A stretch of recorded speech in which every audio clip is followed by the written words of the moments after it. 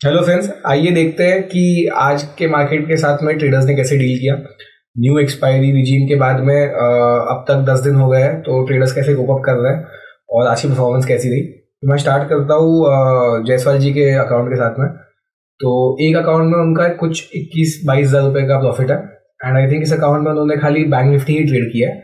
और अगर मैं दूसरे अकाउंट की बात करूँ तो दूसरे अकाउंट में इनका कुछ 31 हज़ार रुपये का प्रॉफिट है। तो आई थिंक एडअप करें तो कुछ 50 to 53 थाउजेंड का प्रॉफिट है, which is good for a choppy day like this.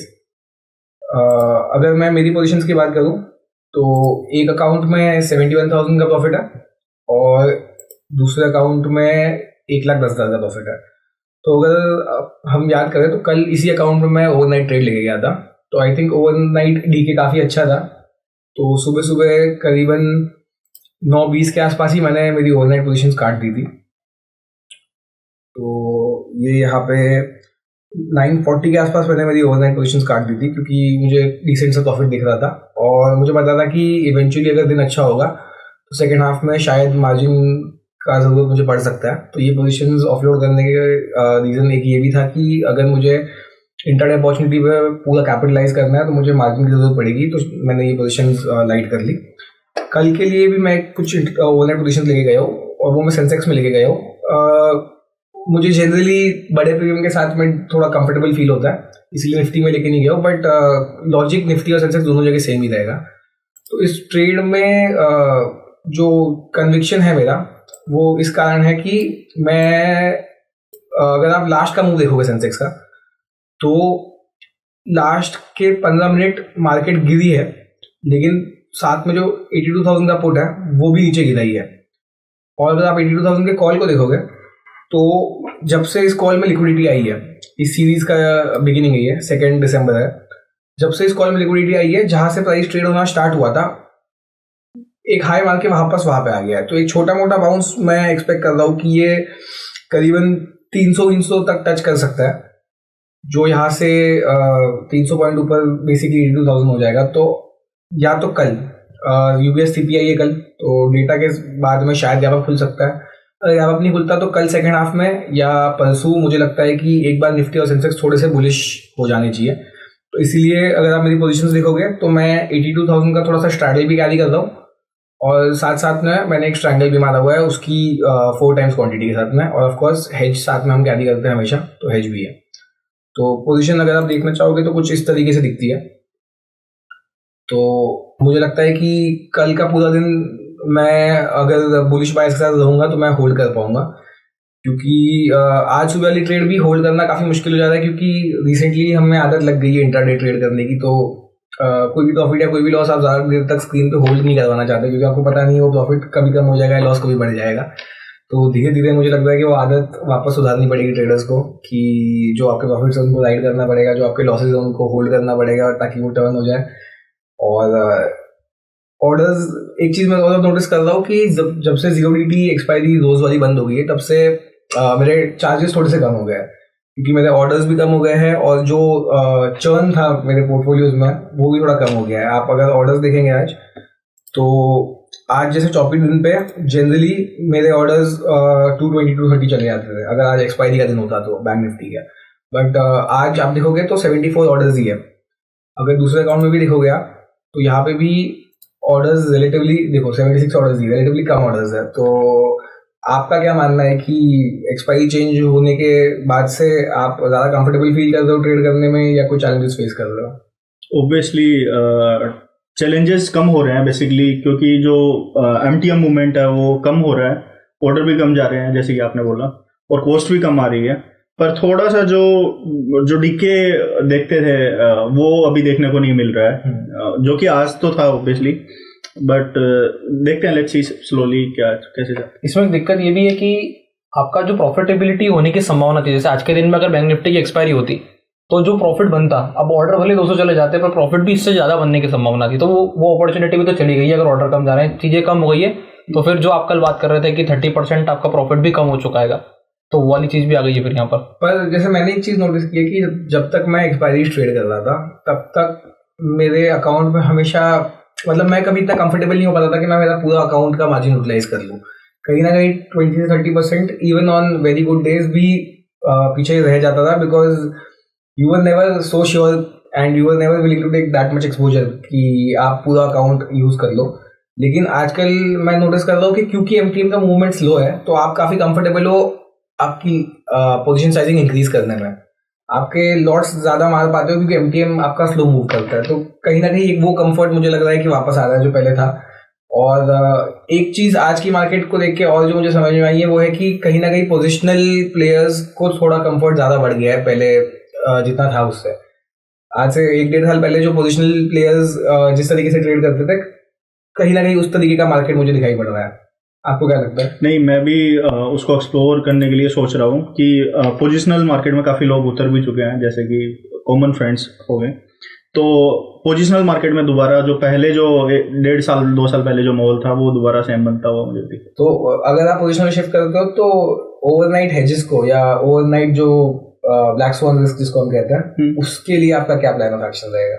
नहीं, ऑब्वियसली जैसे आप लेके जाते हो वो तो प्री कैलकुलेटेड हेज होती है। जैसे सपोज 1 CR कैपिटल है मेरे पास, तो मैं बिगनिंग तो 20-30% से करूंगा, फिर slowly increase with complete hedge, और जो मेरा मैक्स लॉस है वो अंडर 1% ही रहे। ये सारी चीजें रहेंगी। हाँ, ये पोजीशन करने में बिल्कुल क्लियर है कि आपकी कैपिटल जितनी है उस कैपिटल पे आप इतनी ही पोजीशन ले सकते हो कि आपका जो डे रिस्क है वो कभी भी 1% को पार ना करे। मतलब ब्लैक स्वान इवेंट भी हो जाए तो भी 1% पार नहीं होना चाहिए।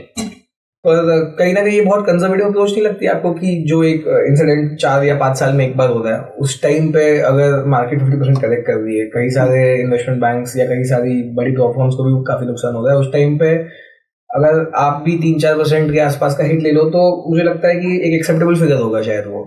एक्चुअली वो 4-5 साल में एक बार ही नहीं है वो। सपोज 100 ट्रेड है तो उसमें 5% का रेशियो है, 2% से ऊपर के मूव। अच्छा, ओवरनाइट जो है। हाँ, तो जो 2% से ऊपर के मूव है वो 4 से 5% है।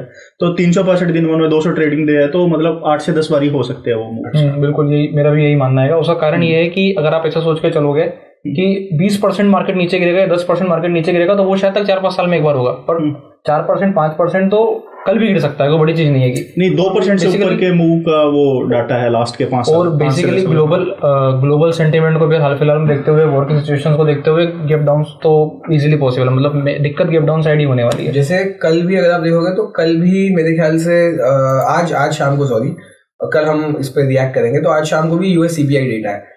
तो मेरी पोजीशंस की साइज कम इसीलिए है क्योंकि यूएस सीपीआई है तो मैं ज्यादा रिस्क ऑनबोर्ड नहीं करना चाहता था, पर मैं ये बाकी लोगों से कंफर्म करना चाहता था कि उनका क्या आउटलुक है कि अगर डेटा आता है तो आपकी पोजिशनल ट्रेड्स आप डेटा के टाइम पे कट करोगे या साइज डाउन करोगे? नहीं, actually I am going with the full fledge, but I am asking you, Akshay, actually last time what is your experience with this same data actually? US CPI, did you observe that data? हाँ, तो नहीं, but जैसे मुझे लगता है कि positional तो मैं मैनुअली कर रहा हूँ, इसका मैंने कोई बैक टेस्ट नहीं किया। बट अगर आप कोई पोजिशनल स्ट्रैटेजी बैक टेस्ट करते हो तो उसमें अगर आप डेटा को इंक्लूड करोगे तो आपके नंबर ऑफ ट्रेडिंग डेज काफी कम हो जाएंगे। तो how will you deal with that? क्योंकि यूएस में जैसे अगर आप देखोगे तो हर थर्सडे को जॉब्स डेटा तो आता ही है, माइनर जॉब डेटा होता है। उसके अलावा हर 13 तारीख के आसपास में सीपीआई आता है, उसके एक आध दिन बाद पीपीआई आता है। तो ऐसी चीजें जैसे फेड की पॉलिसी हो जाती है हर 45 डेज में, हमारे यहाँ पे भी आरबीआई पॉलिसी हो जाती है 45 डेज में। इसमें इंपॉर्टेंट यही है ना कि जो मंथली डाटा है वो थोड़ा सा ज्यादा इम्पैक्ट करेंगे, और जो डेढ़ महीने में डाटा है फेड की पॉलिसीज है या फिर पॉवेल जब आके बोलता है तो वो ज्यादा इम्पैक्ट करेगा। बाकी मेरा मानना है कि इसके अलावा इतना ज्यादा इम्पैक्ट नहीं आना चाहिए कि मार्केट 2-2% 3% को नीचे खुलने लगे। मैंने फेड और आरबीआई का डाटा एक्चुअली चेक किया लास्ट के 2-3 साल का। तो जो आरबीआई का डाटा है, अगर इन केस वो थर्सडे और वेडनेसडे को आ रहा है तो 10 बजे तक डिके नहीं आते हैं मोस्ट प्रोबेबली, मतलब 90% ऑफ द टाइम। तो आरबीआई की पॉलिसी की अगर आ रही है, जैसे सपोज अभी जो लास्ट गया है थर्सडे, तो वो वो डिस्कस भी कर रहे थे वीडियो में भी कि कुछ मूव नहीं आ रहा है, कुछ पता नहीं चल रहा है कि प्रीमियम स्टेगनेंट है, वो सारी चीजें। तो उसका वो आरबीआई पॉलिसी का मे भी रीजन हो सकता है, क्योंकि थर्सडे वो इम्पैक्ट दिखाता है मोस्ट प्रोबेबली आरबीआई। और जो फेड जैसे आपने बोला, तो फेड का ज्यादा इम्पैक्ट नहीं है जो बैक टेस्टिंग स्ट्रेटेजीज है। अच्छा, हाँ। फेड का क्योंकि ओवरनाइट हो जाता है, सुबह सुबह मतलब जैसे ही मार्केट खुल जाती है जो भी पता होता है क्या हुआ है। तो आपका डे कैसा था आज? मेरा डे बिल्कुल एकदम स्क्रैच टाइप था, मतलब मैंने ज़्यादा positions through out the day ज़्यादा एग्रेसिव भी नहीं किया था, इजी बैठा था, और बीच में मैं कुछ ट्राई भी कर रहा था फ्यूचर्स के साथ में डायरेक्शनल, तो उसके हिसाब से मैंने कुछ वर्किंग करी है। और बाकी अगर ऐसे देखा जाए तो मार्केट भी उसी हिसाब का था कि साइडवेज मार्केट था और होल्ड था। अभी मैंने आज ट्रेड क्या क्या करा है पहले मैं बताता हूँ। मैंने निफ्टी भी ट्रेड किया और बैंक निफ्टी भी ट्रेड किया है। बैंक निफ्टी में थोड़ा एक बार जल्दी कट कर दिया था, दोबारा री एंट्री भी किया, पर वो जो एक प्रॉफिट बनना चाहिए था आज वो मेरे से मिस आउट था। मतलब जो मेरी थोड़ी सी एक मिस्टेक के कारण मैं बोलूंगा कि वो प्रॉफिट नहीं बना जो बनना चाहिए था। ओवरऑल सिनेरियो में भी आप जैसे सामने देख पा रहे हैं तो आपको दिखेगा कि जो मैं आपको बता रहा था पहले भी कि मार्केट एक ऊपर में सप्लाई है उस वाले जोन के आसपास होल्ड कर रहा है और नीचे जाकर के वो 24,400 के आसपास का जो लेवल है उसको होल्ड करेगा। तो ओवरऑल अगर आप सिनेरियो देखोगे तो पिछले 3 दिन से मैं तो जो क्योंकि चार्ट को फॉलो करता हूँ तो पिछले 3 दिन में मार्केट ने कितनी टाइट रेंज बना रखी है कि वो ना तो हाई को रिस्पेक्ट कर रहा है ना ही वो लो को रिस्पेक्ट कर रहा है। बेसिकली हाई ब्रेकआउट भी हो रहा है, क्लोजिंग भी पॉजिटिवली आ रही है, पर मार्केट मूव नहीं कर रहा है। मैं आपको दिखा देता हूँ एक बार। अब अपन स्क्रीन पे आ गए तो आपको यहाँ पे जैसा दिखाई देगा आज का अगर आप निफ्टी का सिनेरियो देखोगे तो प्रॉपर तरीके से हाई कट था यहां पर।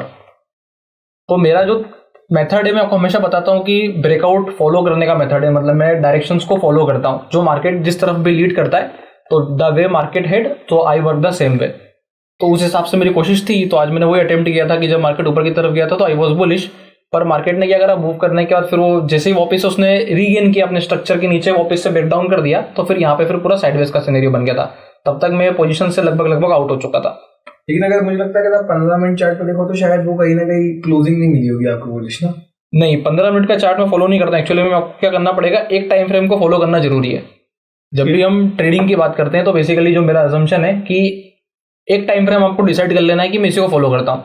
अब जैसे ऐसे तो मैं देखूंगा 1 आवर पे भी नहीं आया होगा, और इसे अगर अपन देखने जाएंगे तो डेली पे भी नहीं आया कि डेली पे का क्लोज कटा है, तो वो तो फिर आप हमेशा टाइम फ्रेम चेंज कर सकते हो। फिर एक्चुअली मैं बताता हूँ यहाँ तो मेरे पास मल्टीपल टाइम फ्रेम अवेलेबल है, मैं कोई सा भी खोल सकता हूँ क्योंकि ये तो पेड वाला है। तो ऐसे में आप कैसे जस्टिफाई करोगे कि कौन सा टाइम फ्रेम सही है?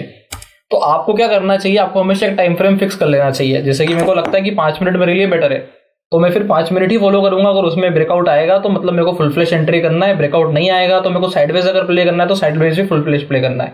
तो ये मेरा बेसिक क्राइटेरिया है, तो उस हिसाब से ही मैं वर्किंग करता हूँ। और आपकी एल्गो परफॉर्मेंस कैसा रहा है? एल्गो का परफॉर्मेंस भी एवरेज रहा। मैं भी पहले अपनी ओवरऑल पोजीशन दिखा देता हूँ। ये जो है टोटल आज का बनाएगा, जिसमें इसको स्क्रैच ही बोलेंगे, मतलब कुछ भी इसमें कुछ नहीं है खास। और दूसरा अगर मैं आपको एल्गो का बता दूं तो एल्गो भी एकदम नॉर्मल से ही रिएक्ट किएगा, कुछ ज़्यादा उसमें पोजीशन नहीं गई है और ज़्यादा बना भी नहीं है।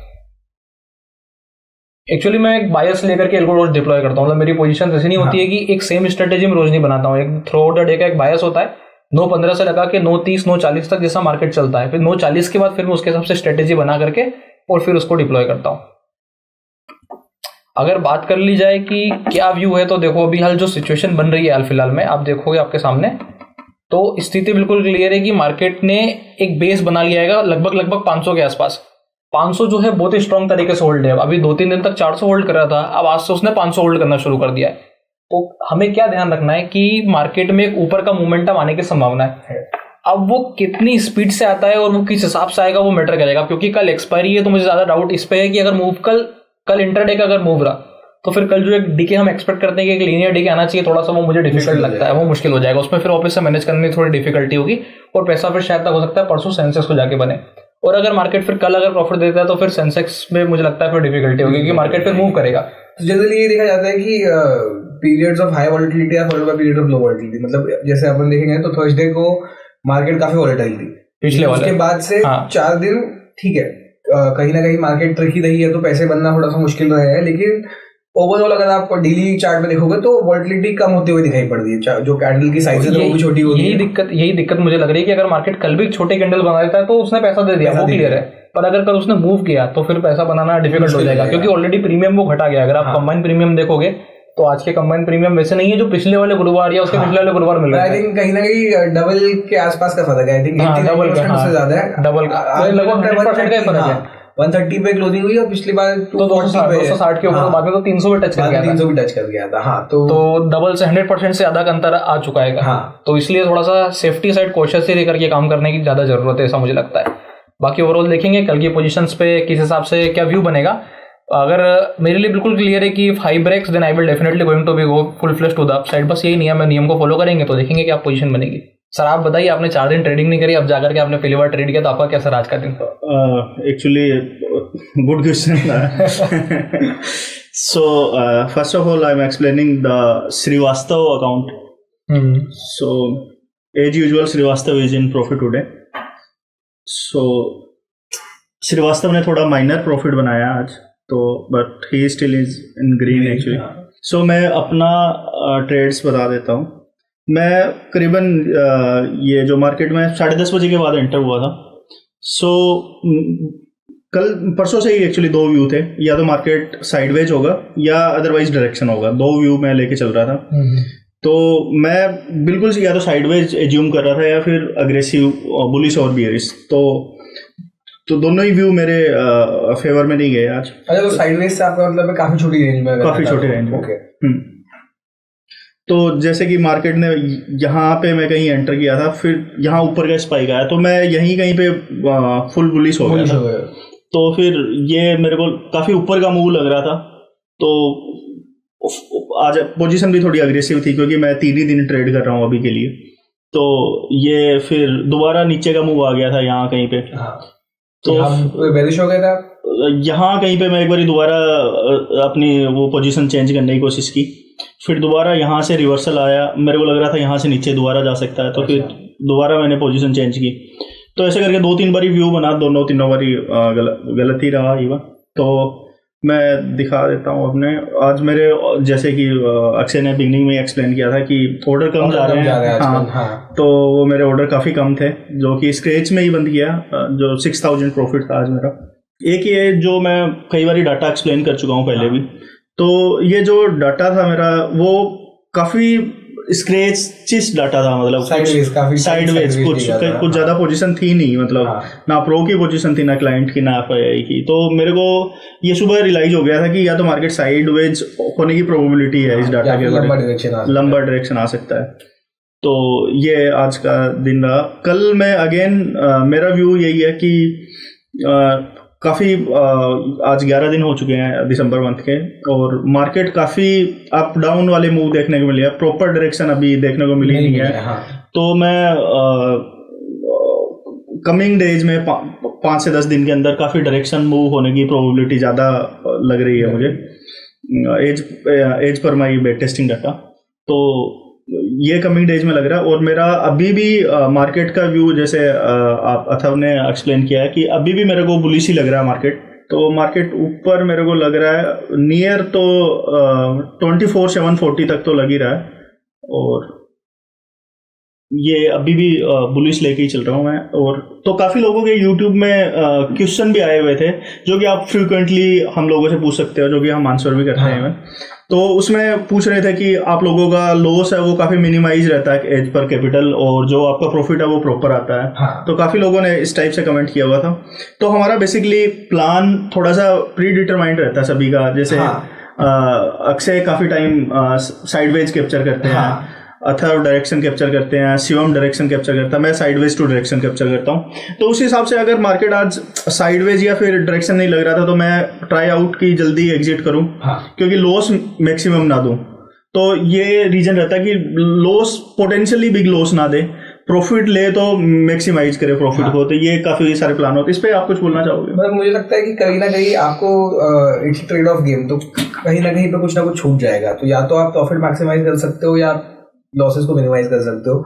हमेशा एक वो ट्रेड ऑफ तो रहेगा ही कि आप कितने अग्रेसिव और कंजर्वेटिव हो. बट हाँ, मैं थोड़ा सा कंजर्वेटिव साइड पे प्ले करता हूँ कि अगर डे मेरे फेवर में नहीं है तो मैं मेरी साइज सुबह से ही बहुत कम रखता हूँ. तो वन ऑफ द रीजंस कि मैं एक छोटे लॉस पे बाहर निकल पाता हूँ इज दिस कि जब तक मुझे कॉन्फिडेंस नहीं आता कि आज पैसे बनने वाले हैं, तब तक मैं साइज ऐड नहीं करता.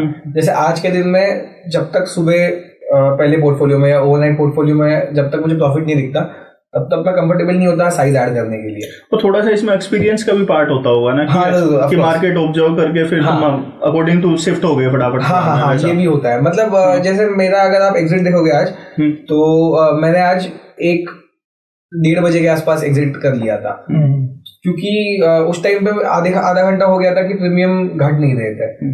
तो मुझे बिल्कुल भी प्रेडिक्शन नहीं था मेरा कि प्रीमियम बढ़ने वाले, लेकिन कहीं ना कहीं अगर वो लीनियर डीके कंटिन्यू नहीं होता तो मार्केट आपको एक साइन दे दी है कि शायद वो कुछ प्राइसिंग कर रही है। कई बार ऐसा भी होता है कि आधा घंटा प्रीमियम स्टैगनेंट होने के बाद में वापस डीके कर देती है, लेकिन तब तक मैं एक डिसेंट प्रॉफिट पे बैठा था तो मुझे लगा कि मुझे एग्जिट कर देना चाहिए। तो मेरा हमेशा गोल लॉस मिनिमाइज के टुवर्ड्स ज्यादा रहता है और प्रॉफिट मैक्सिमाइजिंग के टुवर्ड्स कम रहता है, क्योंकि मैं साइडवेज ट्रेड करता हूँ। तो मुझे लगता है कि अगर आधा घंटा में बाहर भी बैठ गया और मार्केट अगर साइडवेज है तो साइडवेज में आपको कुछ और नया नहीं करना है, आपको वही पोजीशन कंटिन्यू करोगे तो साइडवेज ही रहेगा। बहुत बार जो डायरेक्शनल ट्रेडर होता है उनके लिए ऐसा होता है कि अगर आप आधे घंटे बाहर बैठ गए तो मूव खत्म हो जाएगा, मूव कंप्लीट हो जाएगा।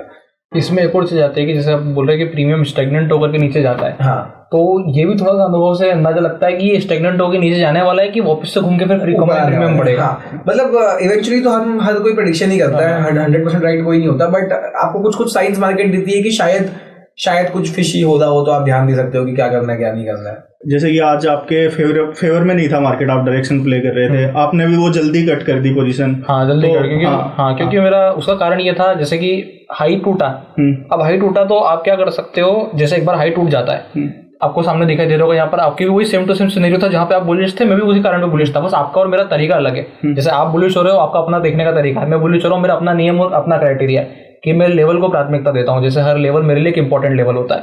तो उसी हिसाब से अब जब एक बार वो चल दिया तो उसने कंटिन्यू नहीं किया ना, तो मुझे जितना जल्दी मैं समझ लूंगा ना कि मैं गलत हो गया हूँ मेरे व्यू में, उतना जल्दी मैं लॉस बचा लूंगा। तो जो व्यूअर्स भी पूछ रहे थे कि लॉस कैसे बच जाता है, तो उसका सिंपल सीधा सा नियम है कि ये एक्सेप्ट कर लेना कि हाँ मेरी गलती हो गई है, जैसा मैं सोच के चल रहा था वैसा नहीं हुआ है और मुझे यहाँ से निकल जाना चाहिए, बस ये हम जितना जल्दी समझ लेंगे उतना जल्दी लॉस बच जाएगा। मुझे लगता है कि जैसे जैसे आपकी ट्रेडिंग में साइज बढ़ती है वैसे वैसे अगर आप थोड़ा सा भी अगर ईगो आपके ट्रेडिंग में है तो आपके लिए काफी दिक्कत हो सकती है। नहीं, जैसे अथर्व ने बोला ना कि ह्यूमिलिटी बड़ा पार्ट है एक्चुअली। हाँ, जैसे कि काफी बड़ा पार्ट है ट्रेडिंग का।